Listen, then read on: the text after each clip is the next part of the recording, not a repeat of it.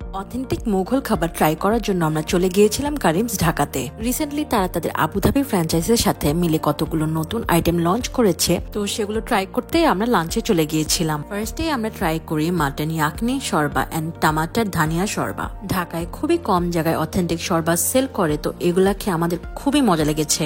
যারা শরবা ট্রাই করতে চান তারা কিন্তু অবশ্যই এগুলো অর্ডার করবেন। মেইনসের মধ্যে আমি তাদের মাটন রাড়া মশলা হাইলি রেকমেন্ড করব।